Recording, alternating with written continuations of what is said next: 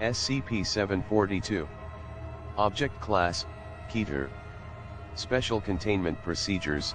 Instances of SCP-742-1 are kept in separate solitary confinement cells in the maximum security wing of Site, and are fed kilograms of freshly harvested human bone marrow obtained redacted in addition to standard humanoid-grade rations.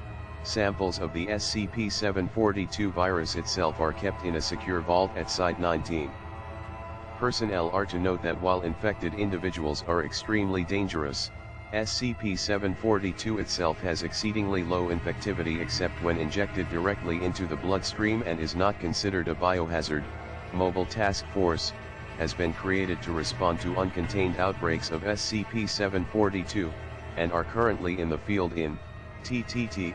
Description: SCP-742 is a retrovirus, approximately times more complex than any known naturally occurring virus. SCP-742 infects all cell types but initially only enters the lytic cycle in helper T cells, leading to a state of immunocompromise that allows SCP-742 to infect every one of the infected subject's cells.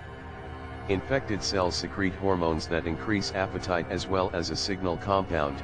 Once full infection is achieved, concentration of the signal compound reaches a target level and the infection enters stage 2.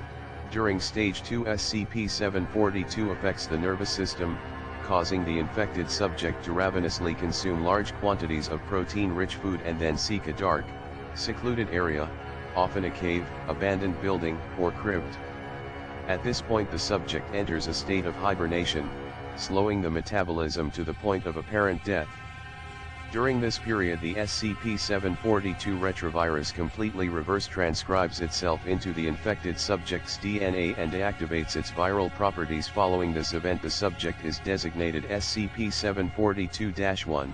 Newly created instances of SCP-742-1 use the food energy ingested during the viral phase to alter their physiology, resulting in an organism superficially similar to a human being but with a second alimentary tract linked data expunged roof of the mouth, several new organs of indeterminate function, and a subtly altered nervous system.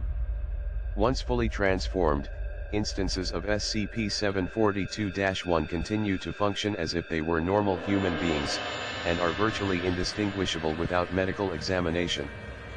However, SCP-742 infection destabilizes the genome during reverse transcription, leading to symptoms consistent with telomerase dysfunction within approximately a month. SCP-742-1 can prevent this by ingesting human stem cells. In the wild, SCP-742-1 are nocturnal hunters, preying on isolated humans. The victim is first paralyzed by a venomous bite, then drained of bone marrow via redacted. Occasionally some of the victim's flesh will also be cannibalized for sustenance. Instances of SCP-742-1 do not age normally and, if kept supplied with stem cells, are biologically immortal. Instances of SCP-742-1 specifically target younger victims because of the higher volumes of stem cells that can be obtained. Children who still have baby teeth will be found with their teeth missing, in addition data expunged. Instances of SCP-742-1 will also target pregnant mothers in order to enter an infectious state.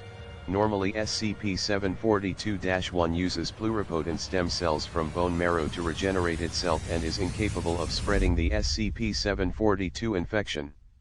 However, after ingesting at least grams of totipotent stem cells, typically from a human fetus, although the source is irrelevant, SCP-742-1 secretes a small amount of fluid filled with the SCP-742 retrovirus from the glands. This fluid, injected data expunged major artery of a human victim, is the primary transmission vector for the SCP-742 infection. Instances of SCP-742-1 behave subserviently toward the instance that infected them.